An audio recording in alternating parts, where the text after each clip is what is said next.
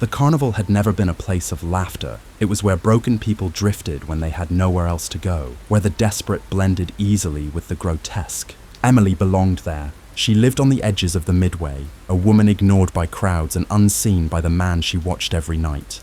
Elvis, the star performer of the horror house, was everything she was not: confident, desired, alive in a way she had never been. To him, Emily barely existed. But obsession doesn't need to be returned to grow roots. She carried a secret tucked away like a sin, a love potion, brewed with intent so dark it promised permanence. When she finally slipped it to Elvis, the spell worked instantly. His heart was bound to her. But fate does not tolerate theft. Before their twisted version of love could even take shape, chaos erupted. A visitor inside the horror house, unhinged, overwhelmed, or simply cruel, stabbed Elvis to death. Screams flooded the carnival. Blood soaked the sawdust floors. Death, however, did not keep him. The magic tied to his heart dragged Elvis back from the grave. His body rose, hollow and furious, driven by betrayal he didn't yet understand. The carnival became a killing ground as he tore through performers, guests, even the woman who once loved him. Nothing slowed him, not even his former girlfriend. Emily ran. Cornered and desperate, she managed to hack off Elvis's arm, the one marked with a crude R.I.P. tattoo. But when the limb hit the floor, it didn't stop moving. It crawled, jerking and twitching like something born wrong. The sight shattered her. Emily collapsed, her heart giving out as terror consumed her. That was how the curse escaped the carnival. The arm lived on. The curse drifted quietly into the suburbs, where death wears a polite face and tragedy hides behind closed doors. At a child's funeral, a young mother felt something bite into her leg, a rabid dog snapping through the crowd. The wound festered, but the real infection wasn't physical. It followed her home. The ghost of a child appeared soon after.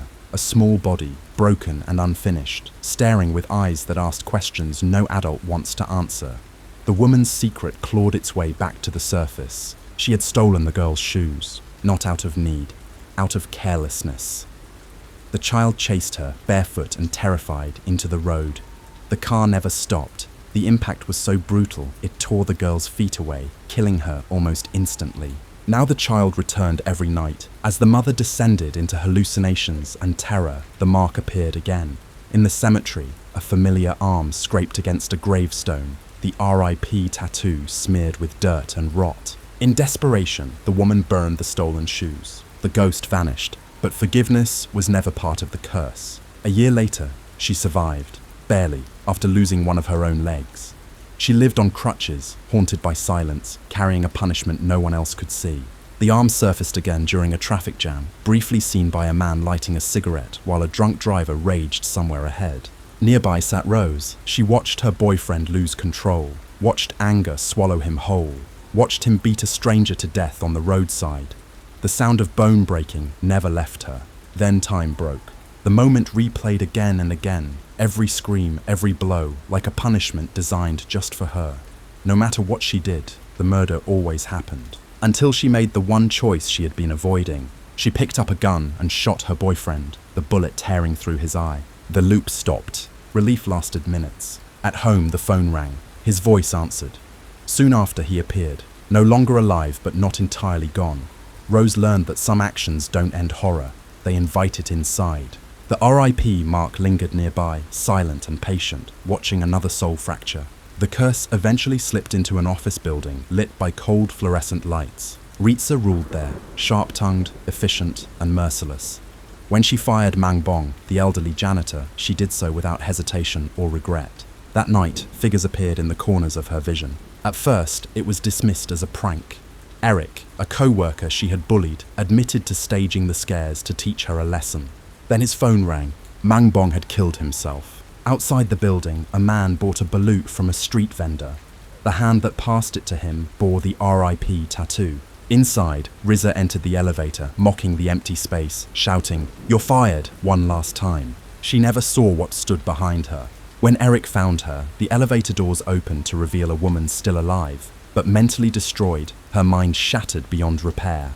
The arm's final stop was a morgue. 3 fraternity initiates, humiliated, dressed in lingerie, drunk on fear and bravado, were dragged inside for their initiation.